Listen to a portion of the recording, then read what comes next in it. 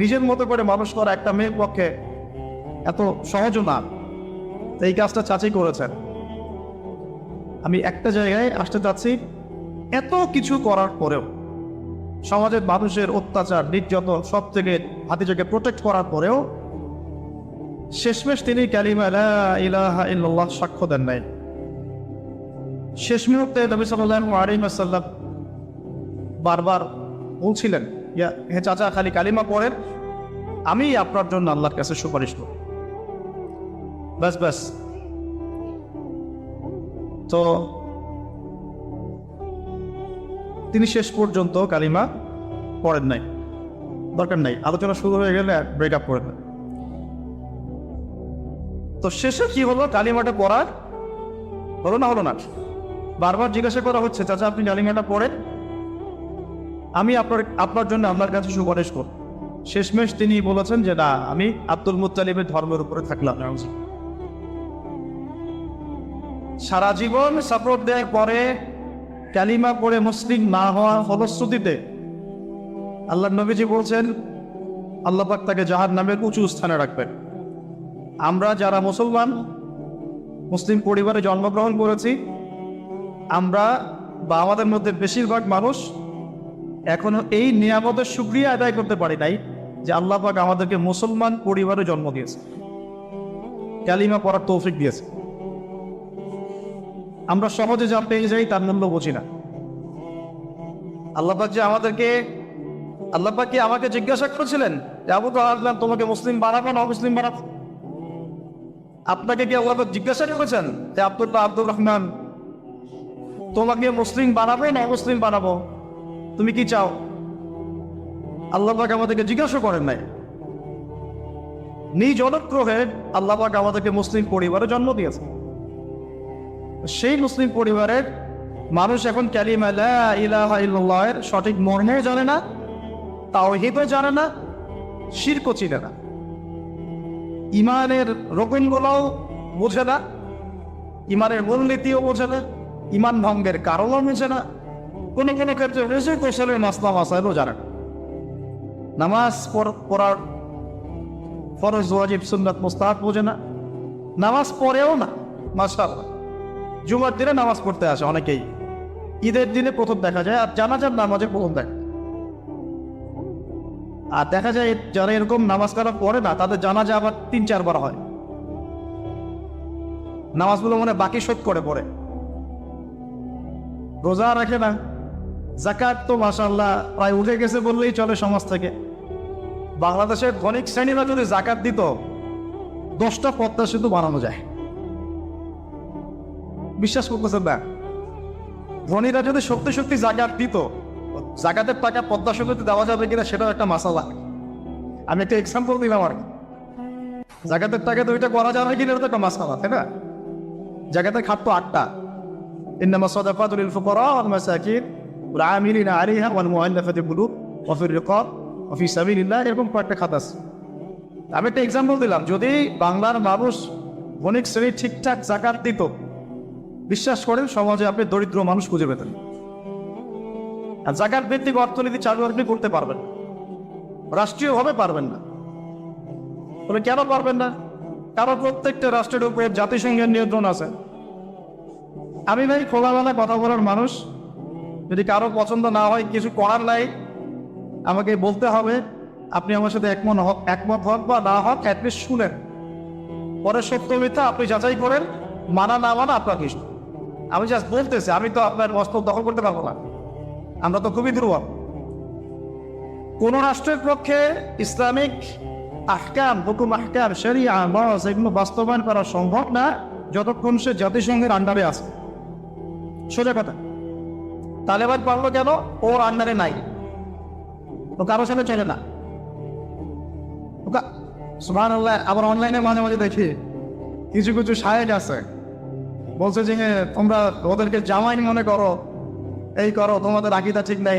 তালেবানদেরকে যে পজিটিভ ভাবে দেখে সেও তাকে মুনাফিক। কি বুঝলেন? যারা বিগত 20 বছর ধরে কুফারদের সাথে সশস্ত্র জিহাদ করলো, তারা হচ্ছে মুনাফিক। কি সুবহানাল্লাহ করবেন নাকি? যারা বিগত 1 বছর 2 বছর না 20টা বছর ধরে খেয়ে না খেয়ে নিজেদের সামর্থ্য অনুযায়ী জালেমদের বিরুদ্ধে যার যা ছিল তাই নিয়ে দাঁড়িয়ে গেছে, যুদ্ধ করতে করতে করতে করতে বলা হয় যে প্রত্যেক 5টা বাড়িতে একটা করে শহীদ আছে, 5টা বাড়িতে একটা করে শহীদ আছে, 10টা বাড়িতে কারো পা নাই, কারো হাত নাই। 20 বছর কি কম সময় নাকি? অগণিত ব্যান্ডিং হয়েছে পাকিস্তানের মাটি ব্যবহার করে। যখন পারভেজ মোশাররফ ক্ষমতায় ছিল, ওই জায়গাটাকে সে বেস ক্যাম্প করে দিয়েছে যে আমেরিকান বিমান এখান থেকে ফ্লাইট করবে, ওখানে বোম ফেলবে। আমাদের মুসলিম ভাই, ঠিক আছে, ওই যে আল্লাহ রাহিম একটা কথা বলেছেন, তুজ্জা এসা দোস্ত তো দুশ্মন কি কে আছে, তোর মতো বন্ধু থাকলে আর শত্রুর কি দরকার। এটা আমরাও ফিল করি এই দাওয়াতের মাঠে কাজ করতে গিয়ে, তুজ্জা এসা দোস্ত তো দুশ্মন কি কে আছে। যাই হোক, তো এরকম 20% যারা একটা জালেম সভ্যতার বিরুদ্ধে যুদ্ধ করেছে, ওরা হয়ে গেছে এখন মুনাফিক, আর এরা হয়ে গেল এখন সহি আকীদার মানুষ। তাহলে যে সহি আকীদার এই কথা বলা হচ্ছে, এটা যে কত বড় ভুল আকীদা সেটা বোঝার কি আর বাকি আছে? উম্মার ক্রান্তি লগ্নেই ইমানদার আর মুনাফিক চেনা যায়। যখন উম্মার একটা সংকট চলে, তখন আপনি চিনতে পারবেন কারা ইমানদার কারা মুনাফিক। ভালো অবস্থায় আপনি বুঝতে পারবেন না, সব স্বাভাবিক আছে মনে করেন, এখন আপনি বুঝতে পারবেন না আসলে কে ইমানদার কে মুনাফিক। উম্মার উপর কোনো বাধা বিপত্তি আসলে তখন বুঝতে পারবেন যে আসলেই কে ইসলামের পক্ষে আছে, কে ইসলামের বিপক্ষে আছে, আর কে ভিতরের উপরে শয়তানি করতেছে। আমাদের আলোচনার টপিক এটা না, টপিকে আসতেছি। আমি একটা কথা বলতে চাচ্ছিলাম, আল্লাহ পাক যে আমাদেরকে জিজ্ঞেস না করেই মুসলিম পরিবারে জন্ম দিয়েছেন, এই নেয়ামতের শুকরিয়া আমরা আদায় করতে পারবো না যদি সারা জীবন সেজদায় পড়ে থাকি। এখন থেকে নিয়ে আমরা শুধু তাওহীদের অনুসারী হয়েছি, এই কৃতজ্ঞতাই আমরা আদায় করতে পারবো। আমরা দিনের জন্য কিছুই করি নাই, আমাদের দ্বারা ইসলামের বড় বড় খেদমত হয়েছে এমন না। আবু তালেব একা যা করেছেন, আমার মতো 100 জন আবু তালেব তা করতে পারে নাই, পারবে না, এটাই সত্য কথা। আবু তালেব কোন অবস্থায় মরেছেন?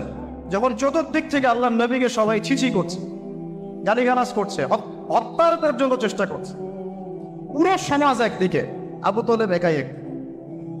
তার কাছে প্রস্তাব দেওয়া হয়েছে, তোমার ভাতিজাকে আমাদের হাতে তুলে দেয়, তাহলে আমরা ব্যবস্থা নেব। সে বলছে, আমি আমার ভাতিজাকে তোমাদের হাতে তুলে দিব না যতদিন না আমার দেহ মাটির তলে না যাচ্ছে। হ্যাঁ, তিনি নবীজিকে গিয়ে বলছেন, তা আমার বৃদ্ধ কাঁধের উপর এত বোঝা দিও না ভাতিজা, আমার বয়স হয়ে গেছে, ওরা তোমাকে বলছে তুমি দাওয়াতটা ছেড়ে দাও। নবীজি বলছেন, আমার ডান হাতে যদি চাঁদ এনে দেওয়া হয়, বাম হাতে সূর্য এনে দেওয়া হয়, চাচা আমি এই দাওয়াত ছাড়তে পারবো। হয় আমি এই পথে দাওয়াত দিতে দিতে আমার এই দিন বিজয়ী হবে, না হলে আমি হালাক হয়ে যাব। তখন কি হবে?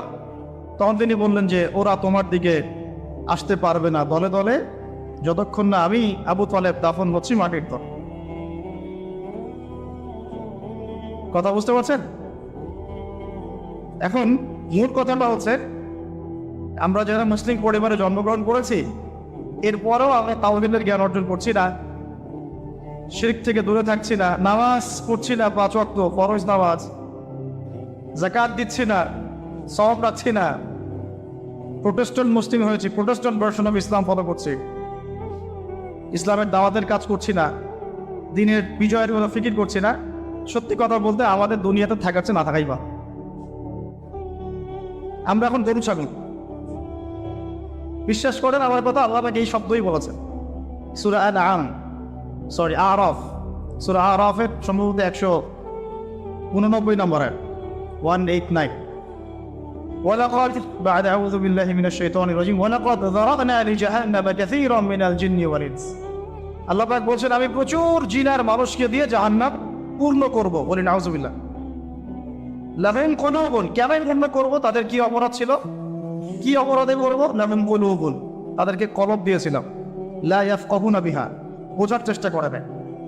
ওয়ালাহুম আযানুন, কান দিয়েছিলাম, লা ইয়াসমাউনা বিহা, শোনে নাই। ওয়ালাহুম আ'য়ুনুন, চোখ দিয়েছিলাম, লা ইউবসিরুনা বিহা, চোখ দিয়ে দেখে নাই। কলব দিয়ে উপলব্ধি করে নাই, কান দিয়ে বলেন শোনে নাই, চোখ দিয়ে দেখে নাই। উলাইকা কাল আনআম, এরা ছিল আনআমের মতো। আনআম কি? আনআম মানে গবাদি পশু, ক্যাটলস, গবাদি পশু। শুধু তাই না, বাল গায়র আদল, বরং এর চেয়েও নিকৃষ্ট ছিল। গবাদি পশুকে যে দায়িত্ব দেওয়া হয়েছে ও সেটা পালন করে। প্রত্যেক প্রাণীকে যে দায়িত্ব দেওয়া হয়েছে সেই দায়িত্ব তারা পালন করে, করে কি না? না হলে আমরা এত বড় বড় বড় প্রাণীর সাথে কিভাবে পেরে উঠতাম? একটা গরু নির্দ্বিধায় জীবনকে সঁপে দিচ্ছে, বিদ্রোহ করছে না, করছে? তো আল্লাহ পাক এই কথা বলছেন, উলাইকা কাল আনআম, তারা হচ্ছে গবাদি পশুর মতো, বাল হুম আদাল, বরং তার চেয়েও নিকৃষ্ট। কারা? উপলব্ধি করে না, দেখে না, শোনে না। এখন আমাকে উত্তর দেন দেখি, আমাদের মধ্যে এখানে কোন ব্যক্তি আছেন যে চোখে দেখেন না, কানে শোনেন না, উপলব্ধি করেন না? আমরা সবাই চোখে দেখি। এই চোখে দেখি কি না? দেখতে পাচ্ছেন তো আপনি? কানে শুনতে পাচ্ছেন কি না? তাহলে আল্লাহ পাক কোন চোখের কথা বলছেন আর কোন কানের কথা বলছেন যেগুলো অন্ধ? বলেন। নিঃসন্দেহে অন্য একটা চোখ আছে, আরেকটা কান আছে, আরেকটা চোখ আছে, কান আছে, সেটা কোথায়? কলবে। তাহলে আবু জেহেল আল্লাহ নবীকে চিনতে পারছে না, আবু বকর রাদিয়াল্লাহু আনহু চিনতে পারছেন, তাহলে দুজনের তো বাইরের চোখ একই। কোন চোখ তাহলে অন্ধ আবু জেহেলের, যে কারণে আবু জেহেল আল্লাহ নবীকে চিনতে পারেন? বলেন। এখন বলেন, মুসলমান পরিবারে জন্ম নেওয়ার পরে আমরা যারা নামাজ পড়ি না, যাকাত দেই না, রোজা রাখি না, সামর্থ্য হচ্ছে হজ করি না, জুমার দিনে আসি, ঈদের দিনে আসি, হ্যাঁ, সৎ কাজে আদেশ করি না, অসৎ কাজে নিষেধ করি না, কুরআন তেলাওয়াত করা শিখি না, রাসূলের সুন্নাহ মাফিক জীবন করি না, আর অর্থনীতি রাজনীতিতে গেলাম না, ওটা গেলামই না, বা ওটা তো অনেক বড় স্কেল। তাহলে আমাদের কি চোখ আসলেই আছে, কান আসলেই আছে, কলব কি আসলে চিন্তা, না সত্যিকার অর্থে আমরা গবাদি পশু হয়ে গেছি?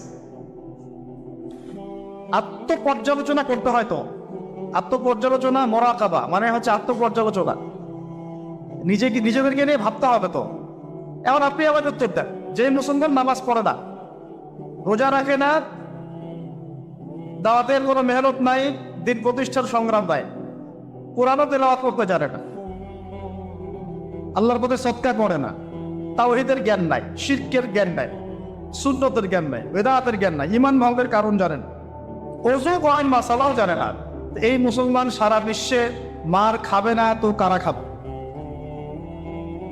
আমাকে বলে উত্তর দেন। আমার জানা নাই, আমি এগুলো বুঝি না, বুঝতে আসছি। আমি অনেক কিছুই বুঝি না, যে আমার বোঝের সাথে অনেক কিছুই মিলে না। আমার বোঝ এইটা যে মার খাবে না তো খাবে কারা, এটা আমার বোঝ। এখানে যে আমরা বসে আছি, এখানে খাই নাই, সেটা তো আল্লাহ পাকের রহমত। অনেক আগেই তো আমার গজব আসা উচিত ছিল। নামাজ তো আগে ছেড়ে দিছো তুমি, যাকাত দাও না, রোজা রাখো না, রাসূলের সুন্নাতের কোনো খবরই নাই, প্রতিদিন ক্লিন শেভ করতেছো তুমি, আল্লাহ রাসূলের সুন্নতকে জবাই করতেছো, প্রতিদিন করতেছো, ফোন দেখতেছো, বাইকে করে মেয়ে নিয়ে ঘুরতেছো, ইউনিভার্সিটিতে গোল হয়ে বসে আসো, মেয়েদের সাথে আঙ্কি মারতেছো, sorry for my language, available তো এগুলো হচ্ছে, অ্যাভেলেবল। মেয়েরা জেনা করতেছে, বহু ছেলে পেলে এখন বিয়ে তো কঠিন, এই জন্য এই পথটা বেছে নেয়। এই পথটা সহজ, 5 দিন 7 দিন একটা মেয়ে কিনে ঘুরলে দেখা যায় যে ওই বিছানায় চলে যাওয়া যায়। এখন তো এই যুগ চলতেছে, অবধি করে, কিন্তু তাদের সংখ্যা নিতান্তই কম। আর তাদের মধ্যে আবার বিভক্তি আছে, অনৈক্য আছে, আপোষে হিংসা, বিদ্বেষ, পরশ্রীঘাতকতা আছে। তারা আবার ইউনাইটেড না। তো বদর দেশবাসীর জানা উচিত যে বদরের যুদ্ধ হয়েছে দ্বিতীয় হিজরিতে। কত হিজরি? দ্বিতীয় হিজরিতে। আল্লাহ নবী সাল্লাল্লাহু আলাইহি ওয়াসাল্লাম এই চাচায়ের সংসারে মানুষ হয়েছেন প্রায় 53 বছর পর্যন্ত। এই চাচাই তাকে বিয়ে দিয়েছেন 25 বছর বয়স। তার আগে চাচার ব্যবসা তিনি সামলেছেন। ওই ব্যবসার এক কাফেলা খাদিজা রাদিয়াল্লাহু আনহার অর্থ ছিল। এই ব্যবসা দিয়ে তাকে টেস্ট করলেন, দেখলেন আমানতদার, সুদর্শন, মাশাআল্লাহ উন্নত চরিত্রের মানুষ, উন্নত রুচিবোধের মানুষ, আল্লাহ আমিন, বিশ্বস্ত। বিয়ের প্রস্তাব পাঠালেন, চাচা বিয়ে দিয়ে দিলেন। তার সাথে খাদিজা রাদিয়াল্লাহু আনহা। তখন তার বয়স কত ছিল? 25। তার বয়স কত? 40। আর আমাকে এই সেকুলার সমাজকে আমরা বলতে চাই, আমি বলতে চাই অ্যাটলিস্ট, মনে করেন কথার কথা যে আমার স্ত্রীর বয়স 40, আমার বয়স 25, কারণ আমরা একে অপরকে মহব্বত করি, ভালোবাসি, আমরা সংসার জীবনে হ্যাপি, সুখী, এবং আমাদের সন্তান সন্ততিও হচ্ছে। এমন না যে আমরা মেডিকেল সায়েন্সের ভাষায় এইদিকে আমরা অক্ষম। মহব্বত আছে, দুজন দুজনকে পেয়ে সুখী, একে অপরকে ভালোবাসি, সন্তান হচ্ছে। আপনার কোনো সমস্যা? আমি আমার এই ম্যারিড লাইফে আমরা হ্যাপি, আপনার কোনো সমস্যা? আমার স্ত্রীর বয়স 40, আমার বয়স 25। মনে করেন আমার বয়স এখন কত চলছে, 32-33 হবে আর কি সূর্যের হিসাবে, কিন্তু বয়স কিন্তু ফিক্স হয় চন্দ্র হিসাবে, আমরা সূর্য হিসাব করি। এখন ধরেন আমি একটা বিয়ে করলাম, ধরেন ধরেন ধরেন তো স্ত্রীর বয়স মনে করেন 16 বছর। কত? মনে করেন 16 বছর। 16 বছর একটা মেয়ের কি হাইজ হয়? হাইজ হয়? হাইজ বোঝেন? আচ্ছা, সে কি সন্তান জন্মদানে সক্ষম? সক্ষম। সে কি ম্যাচিউর, ফিজিক্যালি স্ট্রং? এখন ওর বয়স 16, আমার বয়স 32, ডাবল। 16 দুগুণে 32 না? তাই তো, অঙ্ক ভুলে গেছি ভাই। আচ্ছা, এখন ও আমার সাথে হ্যাপি, আমি তার সাথে হ্যাপি, সন্তান জন্ম হচ্ছে, দুজন সুখে আছি, মহব্বতের সাথে আছি, সুস্থ আছি, কোনো সমস্যা নাই। তো এই হলো অবস্থা, সার্কাস। এখন এই 16 বছরের মেয়ে, আপনার মেয়ে, আপনি বিয়ে দিতে পারবেন না। বলবেন যে আপনি রাষ্ট্র আইনের বিরুদ্ধে কথা বলছেন। না, আমি বিরুদ্ধে কথা বলছি। আমি বুঝাচ্ছি যে এটা কতটা অসার একটা আইন। 16 বছরে একটা মেয়ে যদি জেনা করে, আপনি উৎসাহিত করছেন। 16-17 বছরের মেয়েরা জেনা করে না, স্কুলে, কলেজে, বিশ্ববিদ্যালয়ে, এইখানে ওইখানে, এর বিরুদ্ধে আপনার ব্যবস্থা কি, অ্যাকশন কি? কিন্তু 17 বছর একটা মেয়ে যদি বিয়ে করে, আপনি তো কাজীকে ধরে জেলে দিয়ে দিবেন। এখন বলেন এটা কি আমি মানতে বাধ্য? এখন জোর করে চাপাই দিলেন, লেখে দিলেন, মানতে বাধ্য হয়ে গেলাম। তা আসলে কি কোরআন সুন্নাহ সমর্থিত হলো?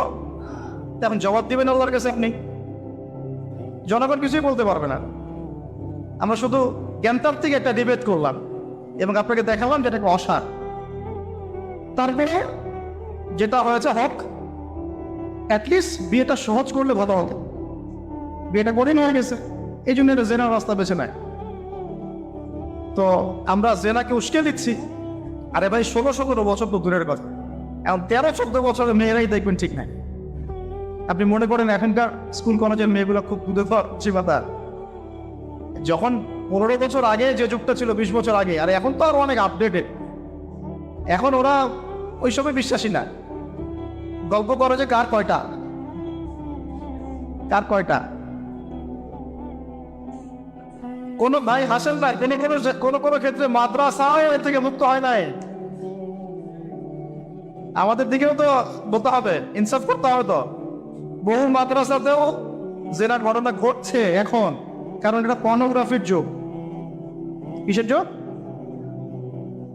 একজন টিচার যদি কোরআনে হাফেজ হয়, আলেম হয়, এবং একই সাথে যদি পর্নে এডিক্টেড হয়, সেই ব্যক্তির দ্বারা ধর্ষণ হতে পারে, যদিও সে হাফেজ, যদিও সে আলেম, যদিও সে দায়ী,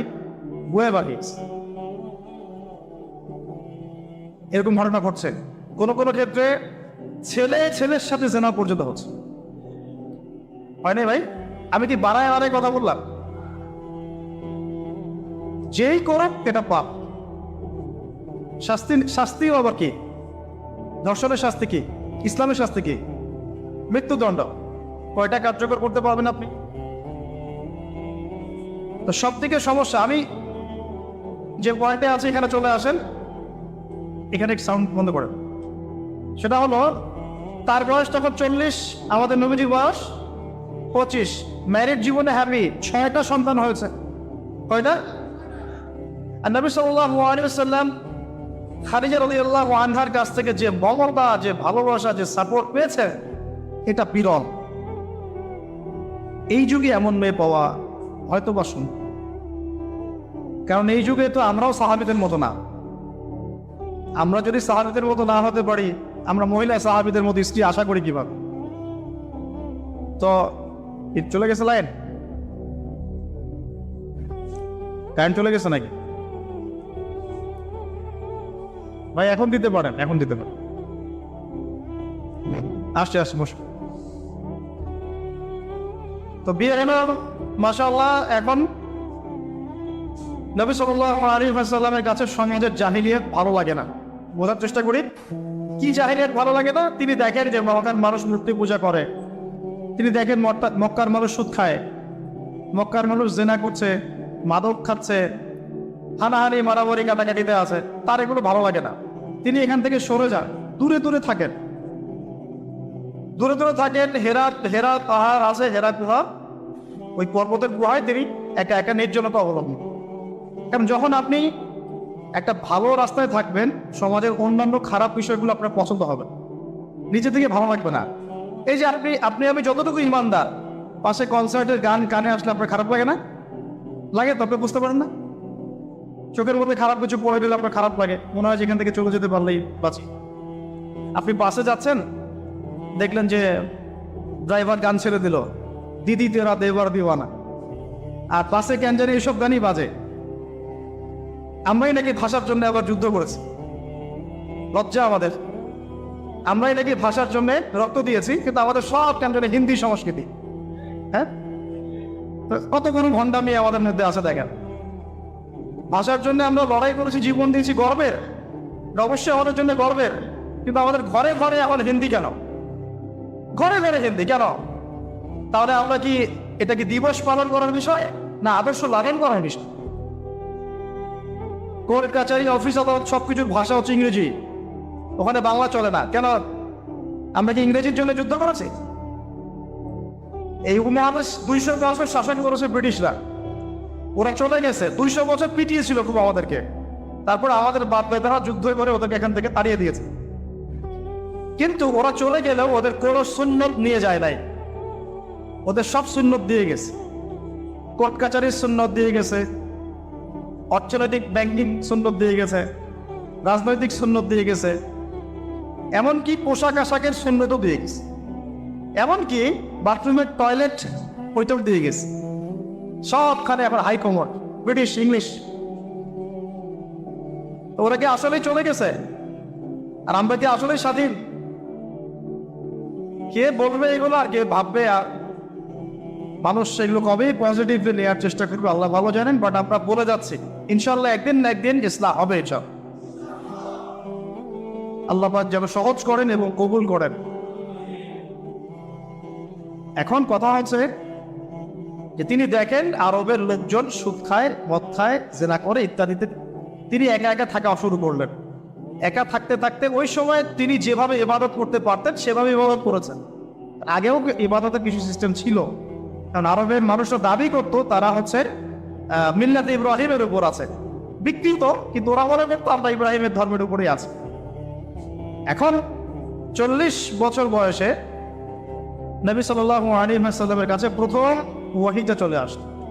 প্রথম ওয়াহি কি ছিল ভাই? কোন সূরা? সূরা আলাকের কত নম্বর আয়াত?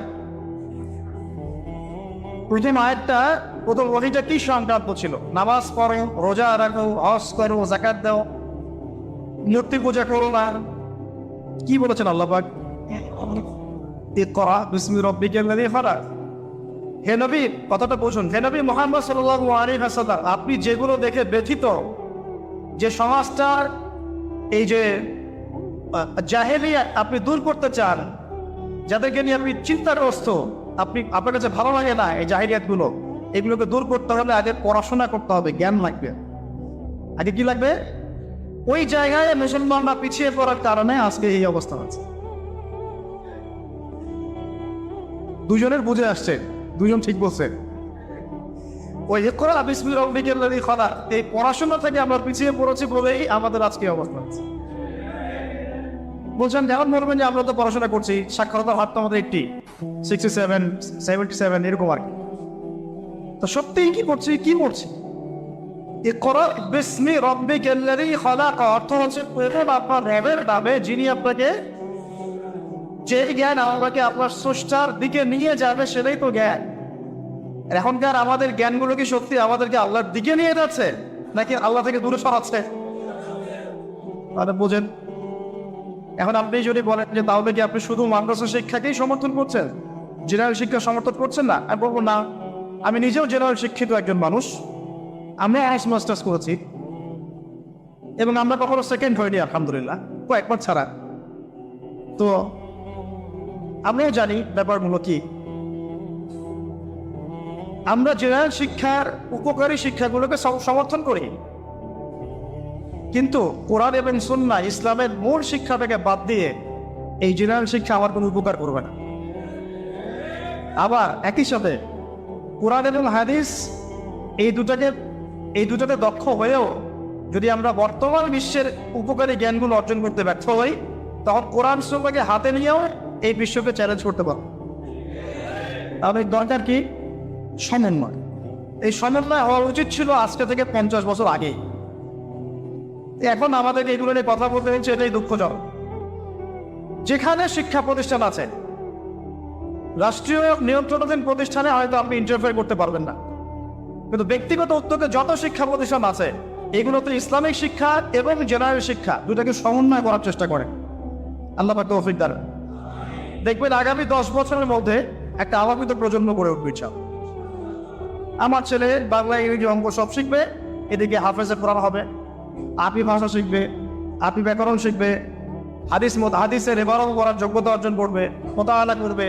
মাশাআল্লাহ, একদিন দেখা যাবে সে কোরআন সুন্নাহর জ্ঞানেও দক্ষ হয়েছে, এদিকে সে ডক্টর হয়েছে, সে ইঞ্জিনিয়ার হয়েছে, পাইলট হয়েছে, সেনাবাহিনীর মেজর কর্নেল হয়েছে।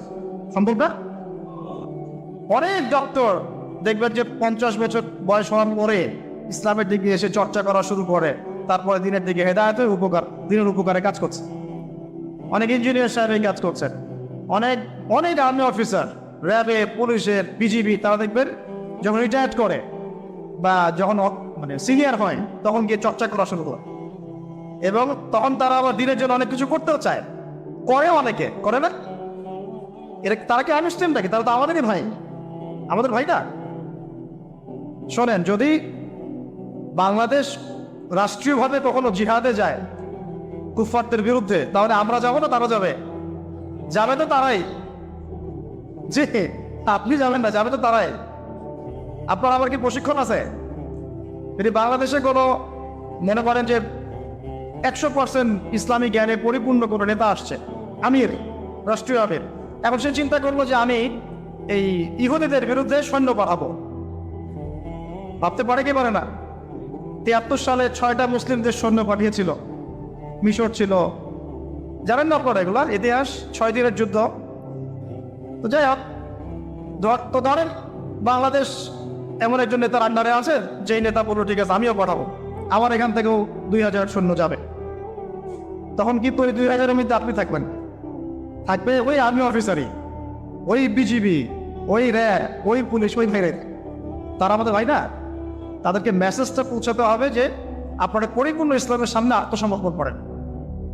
ইনশাআল্লাহ আল্লাহ পাক দুনিয়াতে সুখী করবেন, পরকালেও সুখী করবেন। আমরা দোয়া করবো, দোয়া। আপনারা কখনো একটা রাষ্ট্রের মধ্যে জাতিগত বিভাজনে যাবেন না।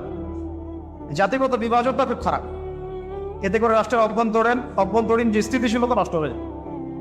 আমরা আলহামদুলিল্লাহ ইসলামকে তো ভালোবাসি, মহব্বত করি, পারি না পারি আমাদের মন তো ব্যথিত হয় না? এটা আল্লাহ পাক দেখছেন। ইনশাআল্লাহ আল্লাহ পাক এই অনুযায়ী আমাদেরকে প্রতিদান দিবেন। তবে চেষ্টা আরো বাড়াতে হবে। এই চেষ্টা বাড়ানোর কথা বলতে এখানে আসছে। আল্লাহ নবীর মন খারাপ, তখন ওহী এসেছে।